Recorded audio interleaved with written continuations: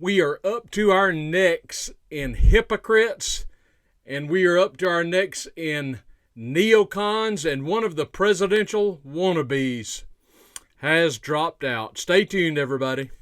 For the best meat you have ever eaten in your life, go to samsbutchershop.com. Enter the coupon code Triple T when you check out for a 10% discount.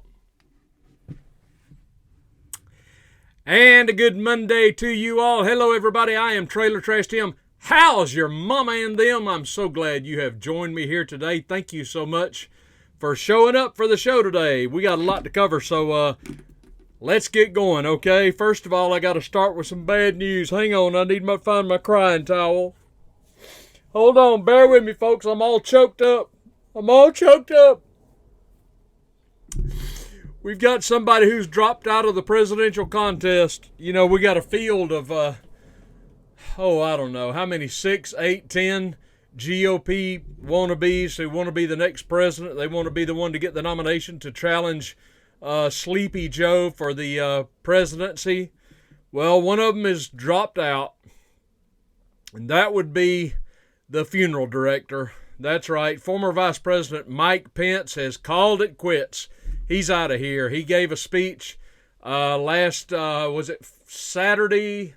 I think it was Saturday, when he stood before the cameras all somber-faced and said that after much prayer and reflection, he has determined this is just not his time. Hey, Mike, all you had to do was give me a little ringy-dingy, buddy. I could have told you that before you ever got in. You were never going to be the nominee. As I have detailed on this channel, Mike Pence impresses me as looking somewhat like a funeral director. That's exactly what he looks like to me. He looks like somebody just walked out of the embalming room, you know.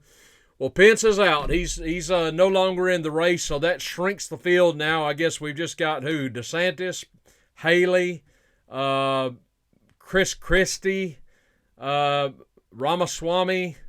I don't know who else is in the field. They're all forgettable. None of them are going to get the nomination. None of them. They're all in it to try and get the vice presidential slot from Trump or to just raise money. I think Larry Elder has also, he never made the headlines, but Larry Elder is out as well. He's already endorsed Trump. But for all of you Pence voters out there, and I know so many thousands and thousands of you you've got your Pence yard signs up and stickers on your car, and I hate to break your hearts, but it's not going to happen. Mike Pence is out of the race. So all I can say is good riddance, Mike. Good riddance. You brought nothing to the table. You were just another clone of all the others that are running. You're all saying the same thing. You're all neocons. There's not a dime's bit of difference. Tim Scott came to mind. There's not a dime's bit of difference between any of these people. None of them were ever going to be. They're all so way far back in the polls. Trump is dominating the field. I mean, I think the closest one to him is either DeSantis or Haley, and they're like, depending on the poll you look at, they're all like 50 points behind Trump. Barring some unforeseen circumstance, this is Trump's nomination to lose. The flaw in the slaw, if you will, is Kennedy, who's running it as an independent, and there's some question, assuming we wind up with Trump as the nominee for the GOP and Biden gets the nomination for the Democrats, I would say that's kind of up in the air right now, particularly with regard to Biden. But, it's going to come down, as things stand right now, if it were tomorrow, it would be Trump versus Biden. And then Kennedy, there's a question of who does he draw votes from, Trump or Biden. Depends on who you ask. I've heard good arguments for either side. I tend to think that now, I used to think he would hurt Trump more. Now I just don't know. I honestly don't know. I wish he would do the right thing and just get out and let it be Trump versus Biden. Kennedy is not going to win. He knows he's not going to win. He is playing the role of spoiler. If he really wanted to do this right, he would just get out and let these two guys fight it out, and then he would have an open path for the Democratic nomination. Not an open path, but there would be an open field with no incumbent in 28. I think he would be better served to do that. But as I said, what's always bothered me about Kennedy is the fact he will not criticize Joe Biden. He calls him a close family friend. You know, he will ravage Donald Trump, but he won't say boo about Joe Biden. And that tells me all I need to know. There's a lot of other things about him. Of course, last week he came out for reparations. He's been crawfishing on that now, trying to amend his statements. But it's about reparations. So I would never vote for Bobby Kennedy. There's no way. I just wish he would get out. But whatever the case, Pence is out. He is gone. He's out of the field. Another one bites the dust. So there we go. All right, let's move on. I got to get to Prince William. Everybody knows Prince William. Prince William is the heir apparent to the throne of England. His father, Charles, is currently the king.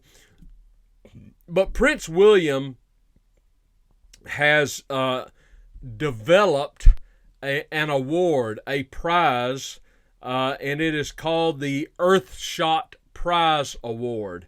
And this award has been developed to give to people who are basically tree huggers.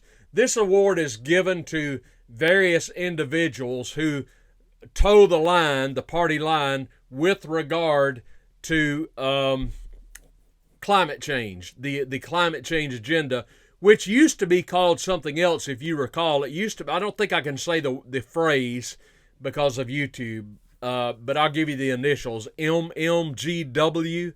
Do you follow me? But since that was completely debunked, they had to change their tune. They don't call it MMGW anymore. They call it climate change now. Well, of course, climate changes. We all know, we all believe in climate change. Our climate does change. No one would argue that. But of course, that's not what they mean by climate change. There's an agenda behind that, which good old Prince Bill has latched onto because he's a tree hugger. But anyway, I'll get to the point of the story in just a minute. But they're going to have their big soiree in Singapore. And he's going to be joined by people such as Cate Blanchett, the actress, and some other celebrities that I've never heard of. I'm not even going to relay their names, but some of you may have heard of this. People I've never heard of. All of these people are going to Singapore so that they can be for the big award ceremony. Now, what's the band One Republic is going to be playing there, and the British indie pop band Bastille. They're the headline performers.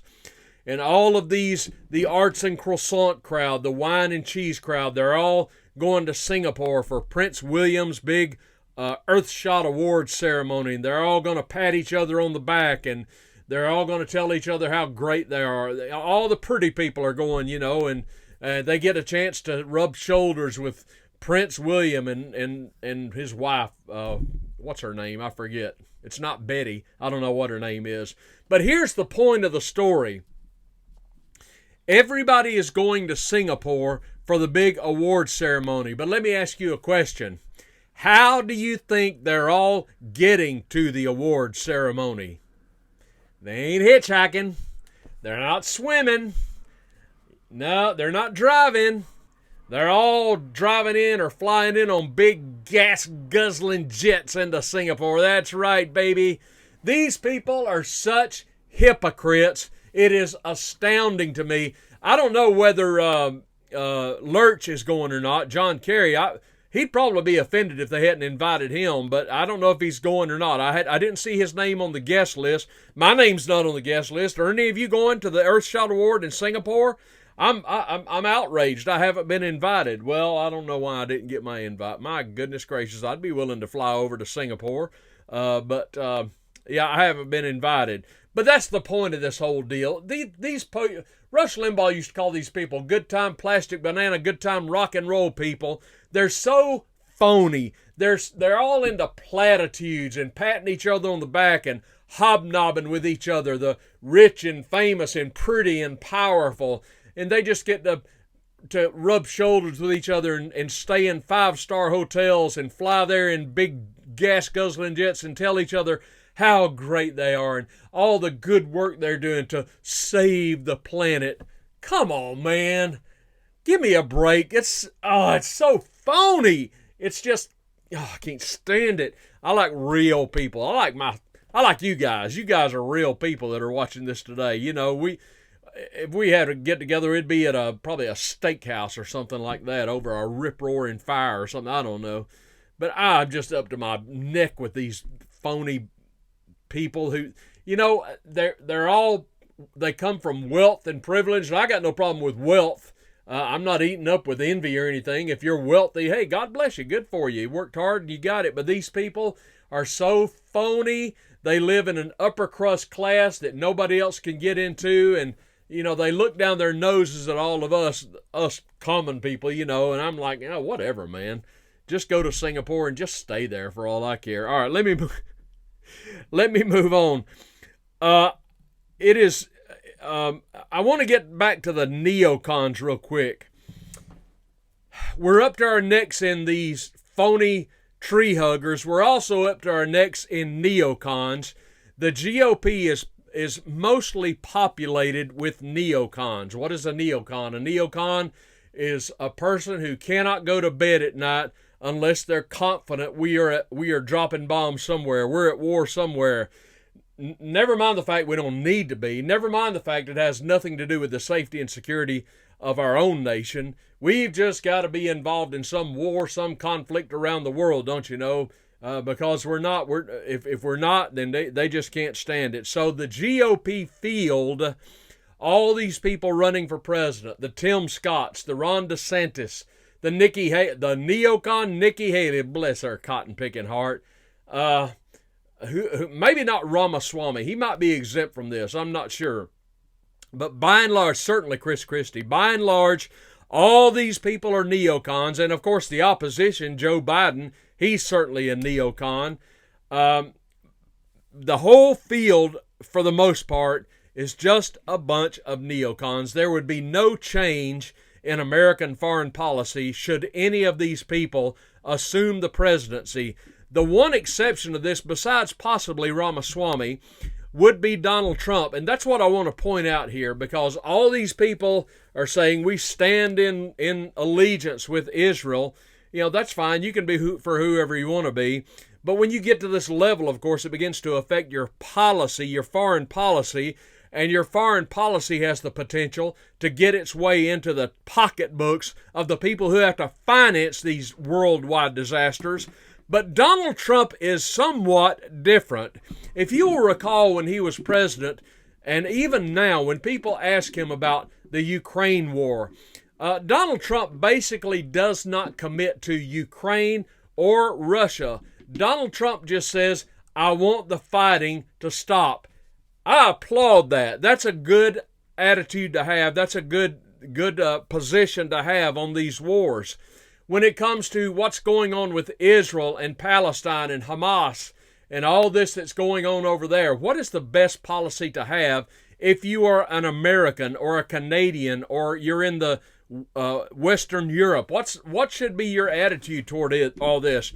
Look, I don't really care. If you want to be on the side of Israel in this, knock yourself out. That's fine. If you want to align yourself with the plight of the Palestinians, that's fine too. But you know, it's kind of like a baseball game. You got Team A and Team B warring it out on the field or in a football contest or whatever. And then you've got the umpires. You know what a good umpire is? A good umpire is the guy that you never notice. You know he's there, but he never makes a scene. He never draws attention to himself. He never takes a side. He just lets Team A and Team B get on the field and fight it out. That's a good umpire. A good umpire, a good referee is one who does not draw attention to himself. He doesn't make the contest about him. He just calls balls and strikes or offsides or holding or whatever. That's the only time you ever hear from him. He's not flashy. He's not looking to draw attention to himself. And I would maintain that should be our attitude as Americans or Westerners in conflicts like this.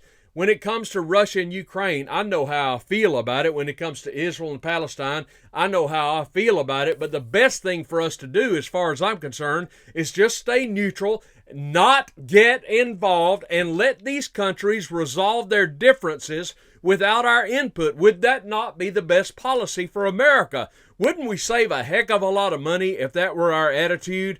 These two nations Nation A and Nation B, they have trouble and they go to war with each other. Well, if it doesn't directly influence our safety and our security within our borders, should we not just take a hands-off approach to these things? That's exactly what I would do, folks. Were I president or prime minister of the UK or whatever, I would just back off and say, you know what? You people fight this out and do whatever you want to do. It doesn't concern us, and we're not going to take a side. We're not sending assistance to anyone other than perhaps humanitarian assistance. If our citizens want to do that, that's perfectly all right. Otherwise, we're staying out of it. That, to me, is the best foreign policy, and this is the reason, this alone is reason enough for me to support Donald Trump. I realize he is a fiscal nightmare when it comes to the budgetary process and taxation and things of that nature. I understand he spends wildly, just like Joe Biden would. Well, he's not as bad as Biden, but he spends money like most presidents do. But when it comes to the issue of war, at least thus far, Trump has pretty much been a hands-off guy, and he has said, "I just want the fighting to stop." And that's good. That's a good approach. If you can serve as a mediator or a statesman to, just try and get parties together to stop the fighting, I got no problem with that. But that's what that should be our policy in times of war. If it is not a direct assault on our nation, our border, our security, let these other nations fight it out. Otherwise, you bankrupt your own nation.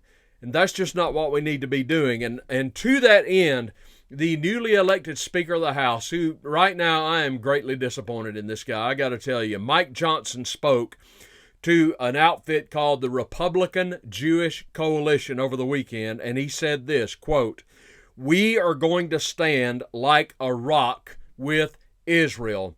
Speaker Johnson, may I ask you one question? And the question is simply this, sir, why? Why are you going to stand with Israel like a rock? Why would you not say we're going to stand with the Palestinians like a rock? Why are you picking sides? Now, I hear people saying, well, Israel's our ally. Okay, well, why? Why are they our ally? You might be able to show me all sorts of atrocities committed against Israel, certainly by Hamas, I concede that, and by other nations. But I can point out to you atrocities that have been committed by Israel, on the Palestinians. It was the nation of Israel who bombed the third oldest Christian church in the world that is in Gaza, destroyed the church, and killed dozens of worshipers. That was Israel, okay? That wasn't Hamas. That was Israel. And that's all the more reason why I would question Speaker Johnson's devotion to Israel. Look, sir, you're an American. Your allegiances don't need to be with Israel or Palestine or Ukraine or your allegiance as an American should be with, America. Forget what these other nations are doing, Speaker Johnson. Be loyal to America, period. That should be your foreign policy. I'm just going to stand back here and, I'm going to do whatever I can to stop the fighting. If I can facilitate a ceasefire, I'd be willing to do that. But I'm not committing American troops. I'm not committing American military equipment. We're just not going to get involved. How many of you know we've got enough problems domestically, okay? Particularly, of course, on our southern border. And I'm sorry, folks, but I got to go there again. This story appeared in Breitbart yesterday, Sunday. Listen to this. 1,800 migrants cross into the Texas border town in 24 hours. This is like a daily headline. This is in the town of Eagle Pass, Texas. After a brief slowdown in migrant crossings into the small border town of Eagle Pass, nearly 1,800, they call them migrants. They're not migrants, they're illegal aliens, were apprehended between Thursday evening and Friday afternoon, according to a source within the CBP. The Border Patrol agents assigned to 2 stations located in the city responded to multiple large illegal alien groups crossing into the heart of downtown Eagle Pass, Texas. and points farther south of the city. And the story goes on and on and on how there continues to be such a spike in these border crossings of illegal aliens. Until we can get a grip on the illegal immigrants pouring across the southern border to the tune of 1,800 at least every day. It's actually more than that. This is just one town, okay? This is just one town, Eagle Pass, Texas. You know, it's a big border. There's also a Canadian border. Let's not forget about that. So the fact of the matter is there are far more than 1,800 people, illegal aliens, crossing our border every day. Far more than that. I've detailed that in the past. I think the number was, 6,400 that we know of. So until we get a grip on this, Speaker Johnson and all you neocons in the GOP field, I don't want to hear a blooming word about Israel and Palestine. I don't want to hear a blooming word about Russia and Ukraine from you people. I want you to do something about the American border, period. This should be all you're talking about when it comes to the issue of war, because war has been declared on the United States, and we're being invaded every single cotton picking day, and all you people can do is talk about Israel. We're standing like a rock with Israel. Give me a break. I don't want to hear any more about it. Let Israel fight Israel's battles. We've got our own battles that require our attention. All right, folks, I'm getting wound up. I want to leave you today with a chuckle, because there's so much news out there that just gets me high strung. I want to leave today with a funny story, so brace yourselves. This one is something else. The headline reads, First ever Florida Man Games will feature beer belly wrestling and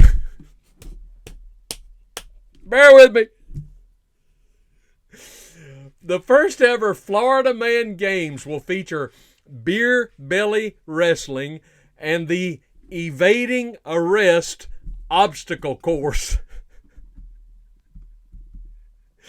Oh, this is in St. Augustine, Florida. This is from the Associated Press. It ain't the Olympics. But a group of Floridians plan to host competitions themed according to the collective antics of the collective antics of the beer-loving, gator-possessing, rap sheet-heavy, mullet-wearing social media phenomenon known as Florida Man.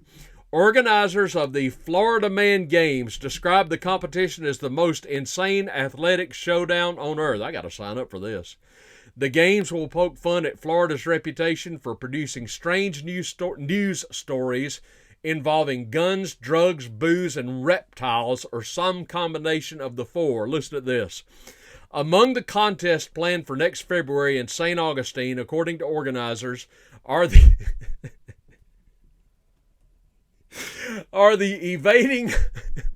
evading arrest obstacle course, in which contestants jump over fences and through yards while being chased by real police officers. The Category 5 cash grab, in which participants try to grab as much money in a wind-blowing booth, and the self-explanatory beer belly wrestling. Quote, this isn't just a competition, it's a one-of-a-kind Floridian spectacle, unquote, organizers said on the game's website. The Florida Man concept crept into the nation's consciousness a decade ago with the at Florida Man Twitter account, X account, the account with the tagline, real-life stories of the world's worst superhero, I got to check this out, has been home to headlines such as Florida Man firebombs garage that impounded his car, hits his own vehicle, and Florida Man tried to pay for McDonald's with weed. General admission tickets are going for $45. Two former stars of the 1990s TV show American Gladiators are serving as referees. And it just goes on and on and on. So there's your competition, the beer belly wrestling. But my favorite has got to be the evading arrest obstacle course. I had a great idea. You know, as our channel grows down the road, I'm thinking, once I retire and hit the road in my camper, I thought it would be cool if I could drive around the country and have maybe a meetup event with my subscribers somewhere. Well, this is the perfect place to do it, don't you think? How many of you would be into coming down to St. Augustine and us all going to the Florida Man contest, and we could do some we could do the beer belly wrestling or the evading arrest obstacle course. Oh my goodness gracious, what a country we live in. There you have it. Man, I had to end on a high note, so give me some, will you? The Florida Man contest. Sounds great. Sounds like a hoot. Sounds like something, that I need to check out. I don't know if I'd want to be a contestant. I don't have much of a beer belly anymore because I got rid of it 60 something pounds ago. But, the evading arrest obstacle course, that right there would be worth the price of admissions. Hey, give me your comments down below. Let me know what's going on in your world today, and let me know your thoughts about everything I talked about today. Hey, folks, give me a big thumbs up on this video. Hit that thumbs up button down below if you will. I would really appreciate that. If you have not yet subscribed to the Triple T channel, as long as you are not an illegal alien, you are a legal resident of the country in which you reside, and as long as you do not wear a face mask, you are more than welcome to hit the subscribe button down below and join our growing community. Community? Maybe we need a committee in our community. Come on, Triple T. Get it together, boy. Thanks for joining me, everybody. Have a great Monday, and I will see you tomorrow.